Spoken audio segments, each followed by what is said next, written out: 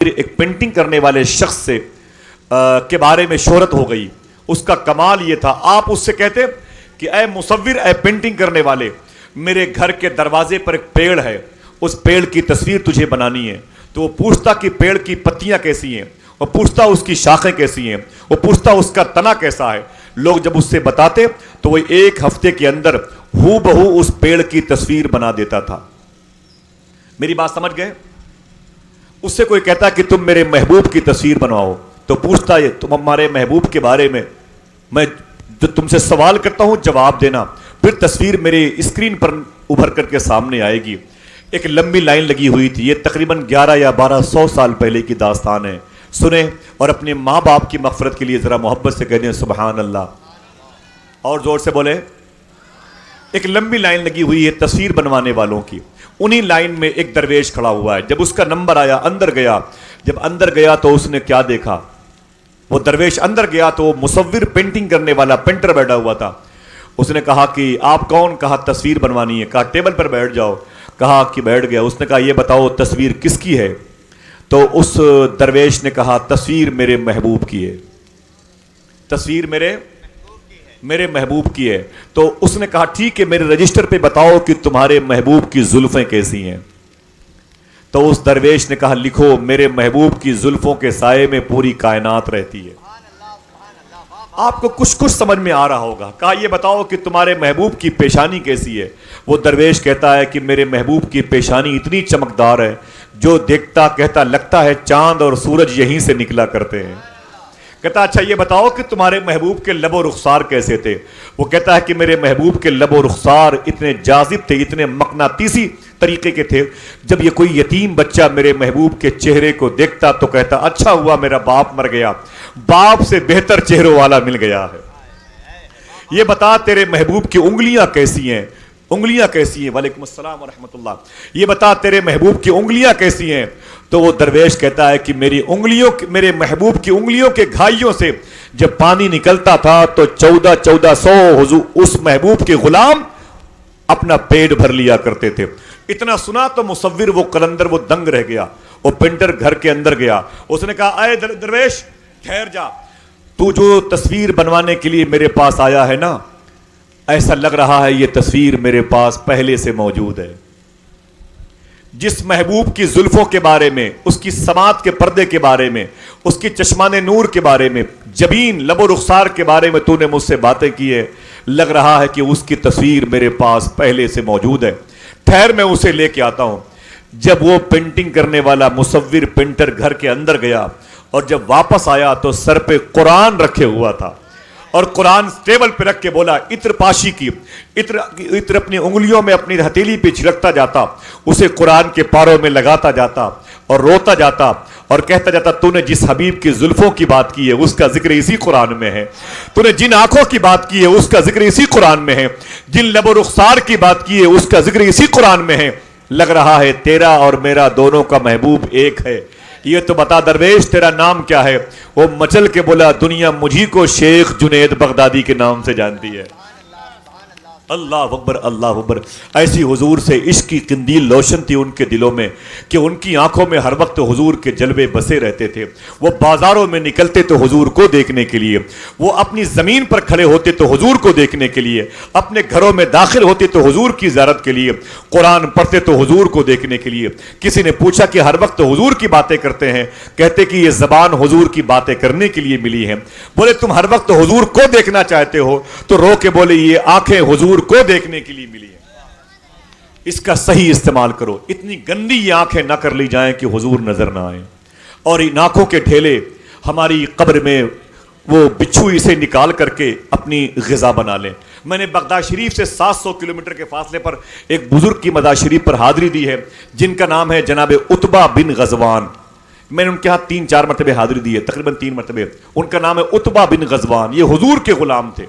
آج ہماری لائف, بچوں کی لائف دوسروں کے گھر کی بہن بیٹیوں کو دیکھنے میں گزر رہی ہے.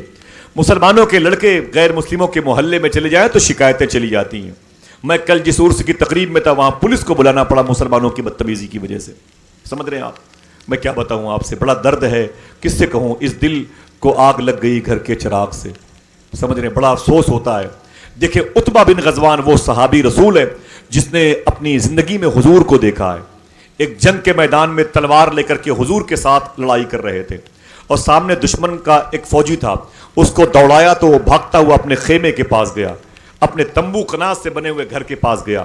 جب اس تک پہنچے تو ایک لڑکی اس خیمے سے نکل کے آ گئی. اس نے تلوار اوپر رکھی اور اس لڑکی کو بہت دیر تک غور سے دیکھنے لگا.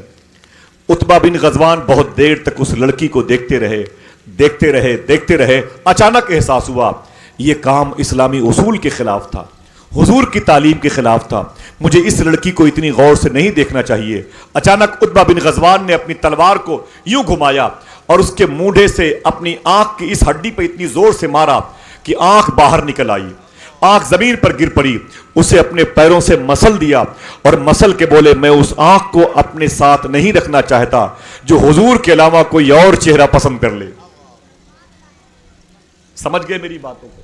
یہ آنکھیں حضور کو دیکھنے کے لیے ملی ہیں. دعا کرو اللہ ہماری آنکھوں کے ظہور کا جو مقصد ہے اسے فوت ہونے سے بچا لے.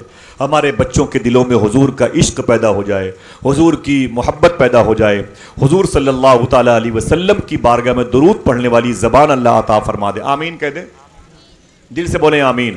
میں ایک کلام کے لیے گزارش کروں گا محترم حافظ سلمان صاحب سے وہ تشریف لائیں, اور ملت بھائی سے گزارش کروں گا کہ حضور علامہ بلیابی صاحب قبلہ کے لیے اتنی مبارک محفل ہے کہ ان کے درد اور کرب سے تیار شدہ جملوں کے لیے میں یہ سمجھتا ہوں کہ اس وقت سے بہتر سماعتیں بات بھی نہیں ملیں گی. اس مبارک محفل میں ان کے قدم کی ضرورت ہے, ان کے لہجے کی ضرورت ہے, اور ان کی دراندیش گفتگو کی ضرورت ہے, جو ملت کے مسائل کا سب سے بہتر حل جانتا ہوں, جس نے ہندوستان کے پارلیمنٹ میں بھی غریب نواز اور غوث اعظم اعلیٰ حضرت کے نام کے نعرے لگائے ہوں, جس کی باتوں کو پارلیمنٹ کے اندر بہت حساس طبیعت کے لوگوں نے سنا اور کہا کہ یہ آواز دل سے نکلتی ہے. یہ پوچھنے کی ذمہ داری ہماری ہے کہ نہیں ہے؟ اگر ہم نہیں پوچھیں گے تو کیا یہ درخت کے پتے پوچھیں گے؟ ہم نہیں پوچھیں گے تو کیا یہ جانور پوچھیں گے حضور کیسے تھے؟ اللہ اکبر. امی عائشہ سے پوچھا گیا, اے امی عائشہ یہ بتائیں کہ حضور کیسے تھے؟ امی عائشہ رو کے بولی اگر حضور کے بارے میں پوچھنا چاہتے ہو کہ حضور کیسے تھے تو قرآن دیکھ لو, قرآن میں تمہیں پتا چل جائے گا حضور کیسے تھے. اب تو قرآن دیکھتے نہیں تو پتا کیسے چلے گا؟ وعدہ کرو کم سے کم 3 آیتیں ہی پڑھا کریں گے انشاءاللہ. دل سے بولو انشاءاللہ. اسے اکیلے چھوڑ دو گے تو اکیلے چھوڑ دیے جاؤ گے. قرآن کی طرف بے توجہی ہوئی تو مسجد سے آواز کم کرنے کا اعلان ہوا ہے. بعد میں یہ مینارے اتار لیے جائیں گے. آنے والے وقتوں میں وہی نماز پڑھے گا جس کو پرمیشن ملے گا, اسی کے چہرے پر داڑھی ہوگی جس کے پاس کاغذات ہوں گے, انہی کی بہن بیٹیاں نقاب اوڑھ کے نکلیں گی جن کو حکومت اجازت دے گی. بقیہ اسلامی لباس پہن نہیں سکتے, اللہ اکبر کے نام کے نعرے ہر جگہ نہیں لگا سکتے. آنے والے وقتوں میں یہ قانون بننے والا ہے. پریشان نہ ہو جب اس آواز سے ہمیں چڑ ہے. ہم جب مسجد جانے کو تیار نہیں تو غیروں کے دل میں اس آواز سے کتنی محبت ہوگی میرے بھائی. بہرحال ہم نے اپنے سارے موت کے سامان اکٹھا کر لیے ہیں, لیکن افسوس ہوتا ہے کہ جن بچوں کو ہم پیدا کر کے جا رہے ہیں ان کو کس کے بھروسے پہ چھوڑ کے جائیں گے. یہ تنہائی میں سوچئے گا تو 2-3 گھنٹے تو نیند نہیں آئے گی آپ کو. ذرا سوچیں, اپنے بچوں کو قرآن 3 آیتیں پڑھوائیں کم سے کم انشاءاللہ. بولے دل سے بولے انشاءاللہ, کم سے کم 3 آیتیں پڑھوائیں. امی عائشہ کہتی ہے کہ میں نے کہا کہ حضور کیسے تھے اگر یہ دیکھنا ہے تو قرآن دیکھ لو. اس میں حضور کے سینے کے بارے میں, اس میں حضور کی زلفوں کے بارے میں, اس میں حضور کے بطن نور کے بارے میں سارے تذکرے تفصیلی طور پر موجود ہیں.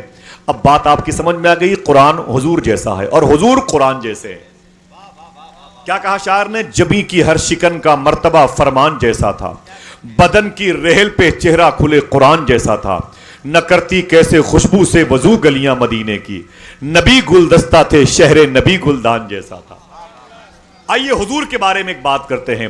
بغداد شریف کی زمین دیکھی ہے, اور اگر نہیں دیکھی ہے جو دیکھنا چاہتا ہو وہ ذرا ہاتھوں کو اٹھا کے بولے سبحان اللہ. جو بغداد کی زمین دیکھنے کی خواہش رکھتا ہو وہ ذرا دل سے بولے سبحان اللہ. میں نے دیکھی ہے کئی مرتبہ. فروری کے آخری ہفتے میں بغداد شریف گیا تھا, واپس آیا غوث پاک کی بارگاہ سے. میں چاہتا ہوں کہ